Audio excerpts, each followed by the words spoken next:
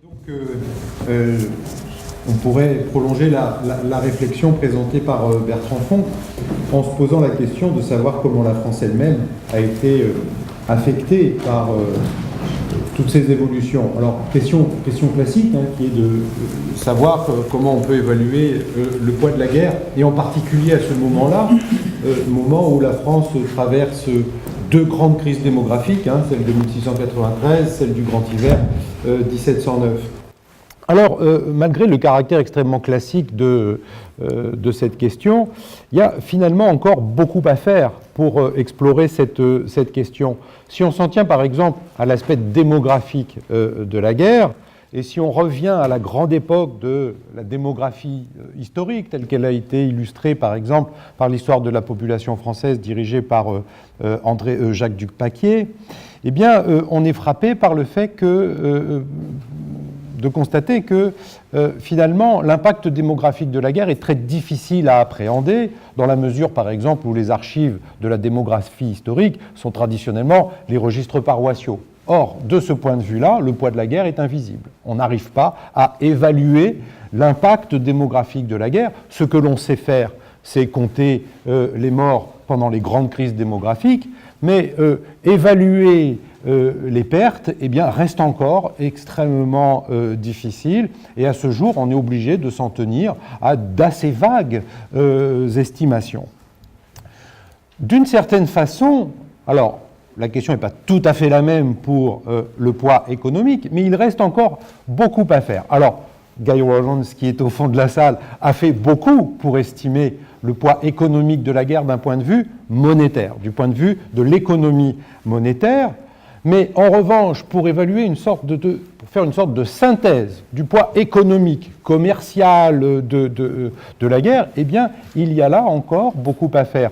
On s'appuie généralement sur les grandes monographies, celle de Pierre Goubert sur Beauvais, celle d'Ayon sur Amiens, etc. Mais de vision d'ensemble, finalement, on n'en a pas véritablement. Et en particulier, il y a un domaine qui me semble, du point de vue de l'histoire économique, encore largement inexploré, c'est l'économie de guerre, c'est-à-dire les manufactures d'armes, mais également d'uniformes, puisque c'est à ce moment-là que l'uniforme apparaît et devient une véritable économie.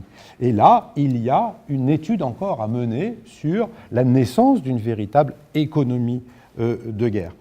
Donc tout n'a pas encore été fait, et c'est tant mieux d'ailleurs, tout n'a pas encore été fait pour évaluer le poids de la guerre, alors que, pourtant, c'est une question majeure qui se pose aux contemporains. La question de savoir ce que coûte la guerre au royaume est une question fondamentale qui apparaît à la fin du XVIIe siècle. C'est elle qui est constitutive de la naissance de l'économie politique. C'est la question que pose Bois-Guilbert, c'est la question que pose évidemment Vauban. Mais c'est aussi la question que pose le duc de Beauvilliers aux intendants lorsqu'il leur envoie le fameux questionnaire en 1697 en leur posant la question suivante. Savez-vous le nombre de... Alors, il se met à la place du dauphin, auquel est destiné ce questionnaire. Savez-vous le nombre d'hommes qui composent votre nation? Combien d'hommes? Combien de femmes? Combien de laboureurs? Combien d'artisans? Combien de praticiens? Combien de commerçants? Combien de prêtres et de religieux? Combien de nobles et de militaires? Que dirait-on d'un berger qui ne sait pas le nombre de son troupeau? Voilà la question qui est posée au pouvoir souverain et au monarque. Et c'est un effet de la guerre. Si Bois-Guilbert rédige le factum de la France pour savoir ce qu'est la France dans ses structures sociales et économiques, c'est pour évaluer sa capacité fiscale. Et s'il faut évaluer la capacité fiscale, c'est dans un but presque exclusif, c'est le but de faire la guerre. Et donc, c'est sans doute un effet majeur de la guerre que d'avoir suscité cette économie politique, cette statistique sociale dont Vauban est un des grands fondateurs. Gérer l'effort de guerre, c'est également concevoir un art de la guerre qui soit donc cohérent avec les ressources du royaume. Et donc, il faut appréhender le royaume dans sa totalité, et il faut appréhender la façon dont celui-ci se constitue, et ça c'est bien l'œuvre de Louis XIV, comme une entité territoriale. On voit apparaître, à partir du règne de Louis XIV, cette fameuse notion de frontière naturelle, surtout dans le traité des Pyrénées en 1659. Mais même s'il ne faut pas surdéterminer cette dimension, comme on pouvait le faire à l'époque de Vidal de la Blache, où il s'agissait de postuler l'existence d'une essence territoriale de la France qui incluait évidemment l'Alsace et la Lorraine, on était entre 1870 et 1914. Même s'il ne faut pas postuler donc l'existence d'une essence territoriale de la France, il faut remarquer que sous Louis XIV, la France se constitue comme une entité territoriale qui induit une perception et une pratique de la guerre et du gouvernement. De ce point de vue-là, en effet, l'œuvre de Vauban est considérable. C'est bien sûr cette stratégie du précaré que j'interpréterai moins comme un principe géographique que comme un principe politique. Le précaré, c'est l'espace sur lequel le roi exerce uniformément son autorité souveraine. Il y a une expression à la fin de la fameuse lettre de Vauban à Louvois en 1673 que j'aime beaucoup. Vauban conclut sa lettre en disant que le roi doit pouvoir tenir son fait des deux mains. Voilà ce qui explique la notion du précaré. Tenir son fait des deux mains, c'est-à-dire contrôler ce qui est en son pouvoir. Et cette conception de la continuité territoriale et de l'indivisibilité de la souveraineté est au cœur de la politique française, et allez, j'ai pas peur des grands mots, la politique française de défense jusqu'à aujourd'hui. La politique de dissuasion n'est pas autre chose que l'application des principes de sanctuarité, de sanctuarisation du territoire, qui considère le territoire comme une globalité sur laquelle s'exerce de façon uniforme la souveraineté des pouvoirs publics. Eh bien, c'est sous Louis XIV que cette perspective-là se met en place. Et c'est une originalité. Étant français, on a l'habitude de considérer que la souveraineté n'est pas plus que le point en géométrie, n'est pas plus divisible que le point en géométrie, comme disait Cardin-Lebray. Mais cette perception de la souveraineté, elle n'est pas la même en Angleterre, elle n'est pas la même en Espagne, la souveraineté du roi d'Espagne n'est pas la même en Castille et dans les Pays-Bas, qui vont d'ailleurs bientôt cesser d'être espagnols, et au royaume de Naples et sur le duché de Milan, alors que la souveraineté du roi de France est la même à Brest, à Lille, à Nancy, etc.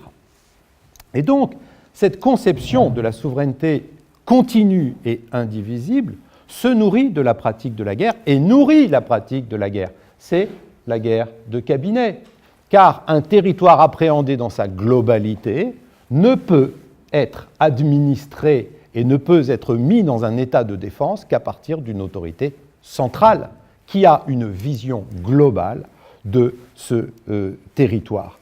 Un indicateur montre à quel point cette conception change la définition même de la politique de défense du royaume. C'est l'indicateur de la milice. La milice est une vieille institution. Il existait des milices urbaines et, par exemple, lorsque, en 1636, pour faire face à l'invasion espagnole après le désastre de Corbie, lorsque Louis XIII en appelle à un effort de mobilisation qu'on serait presque tenté de qualifier de national, eh bien, en réalité, ce sont les communautés du royaume qu'il mobilise. Il appelle les communautés de métiers à fournir des miliciens, il appelle les communautés d'habitants à fournir des miliciens. Mais en 1688, lorsque Louvois organise la milice, celle-ci n'est plus communautaire, elle est royale. Et lorsque, à partir de 1701, les troupes levées au titre de la milice sont affectées directement dans les régiments ordinaires, c'est bien là une mobilisation du royaume perçu dans sa totalité qui se vérifie. Cet espace territorial d'un royaume qui s'organise pour sa défense, c'est aussi un espace qui se définit désormais par opposition à l'extérieur. Et de ce point de vue, le règne de Louis XIV est aussi un moment capital dans l'histoire de France. Vous voyez que je n'hésite pas à employer les grands mots. C'est la première fois que la guerre se joue exclusivement à l'extérieur du royaume. Nous étions encore au début du règne de Louis XIV dans cette idée que la guerre était un fléau subi par les populations. Je pense par exemple à cette fameuse déclaration royale de 1660 dans laquelle le roi amnistie tous les crimes qui ont été commis par les gens de guerre dans son royaume et par les paysans qui se sont vengés des gens de guerre. C'est bien montré que là, la différence entre la guerre menée à l'extérieur et la guerre civile est encore mal définie. Mais à la fin du XVIIe siècle, c'est une toute autre histoire.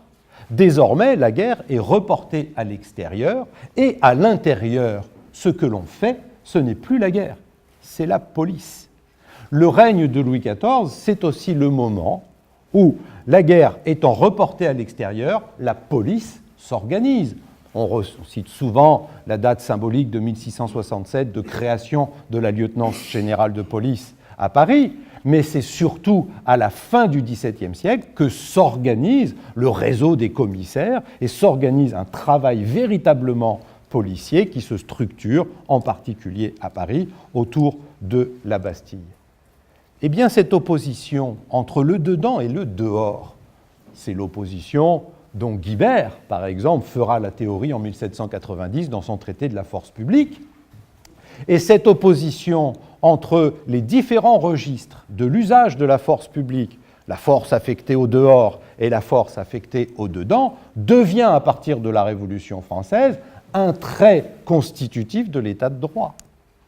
La distinction très nette entre les registres de la force publique, certes sous Louis XIV, elle est encore objet, elle suscite encore des situations hybrides, notamment lorsque les troupes françaises sont affectées à des tâches d'occupation. En Hollande, par exemple, pendant la guerre de Hollande, elles réalisent des actions qui sont des actions de police, la levée des contributions, la surveillance des routes, le contrôle des passeports, etc.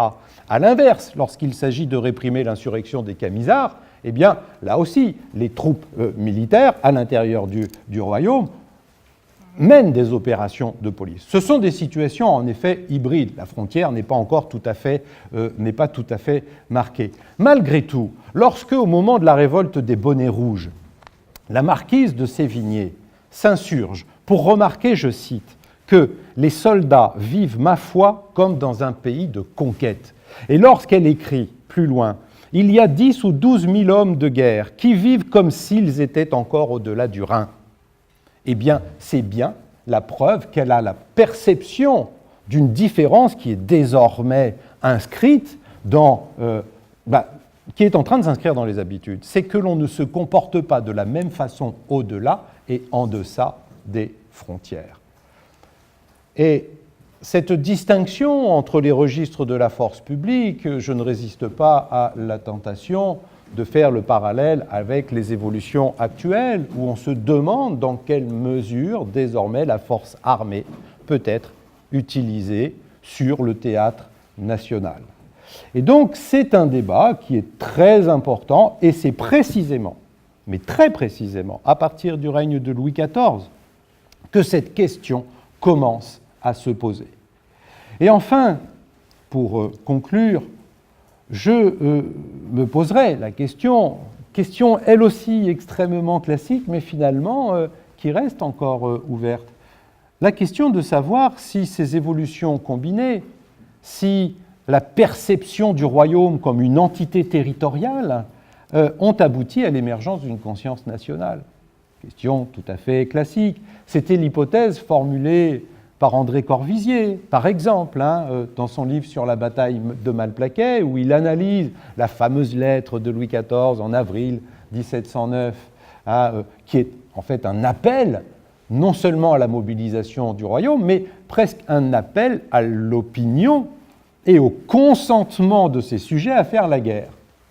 Et donc André Corvisier interprète sa lettre comme l'émergence d'une conscience nationale, puisque désormais le roi se sent obligé de s'appuyer sur sur cette dynamique qui est bien l'émergence d'une nation consciente d'elle-même. Alors, c'est une idée qui a été contestée, et en particulier par un des plus proches amis de Jean Chagnon, d'André Corvisier, je veux donc dire Jean Chagnon, qui par exemple conteste cette interprétation, mais c'est un débat extrêmement classique, qui reste, je crois, posé.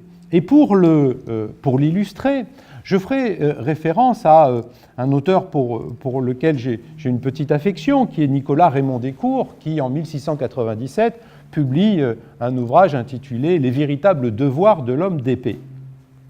Et Nicolas Raymond Descours se pose la question de savoir finalement quel est le contrat qui lie un individu, et en l'occurrence un noble, un gentilhomme qui est appelé à faire la guerre, quel est donc le contrat qui lie un gentilhomme à l'État et à la société?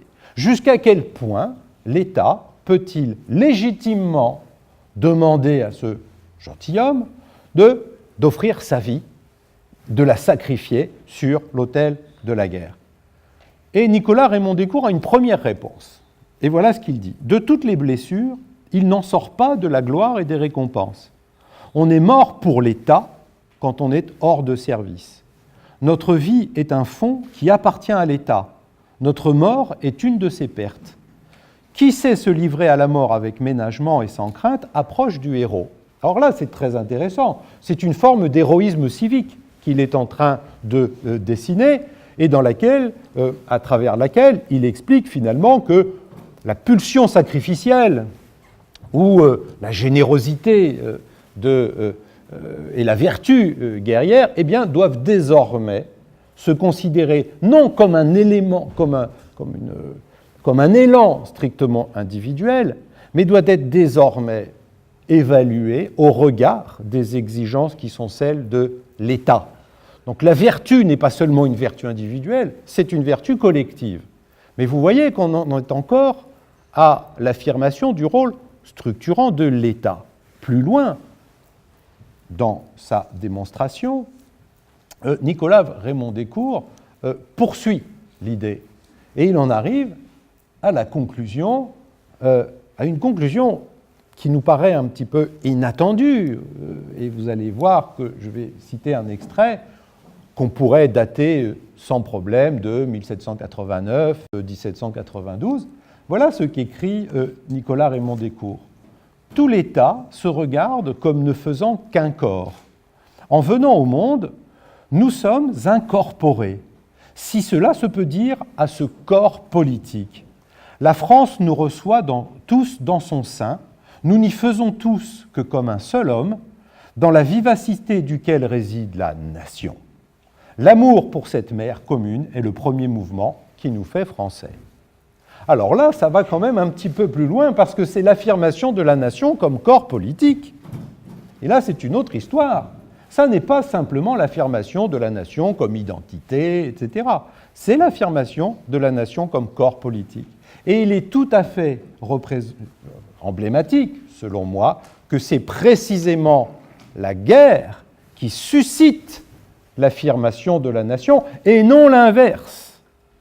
Ce n'est pas parce que les nations s'affirment qu'elles font la guerre, c'est parce qu'elles font la guerre que les nations s'affirment.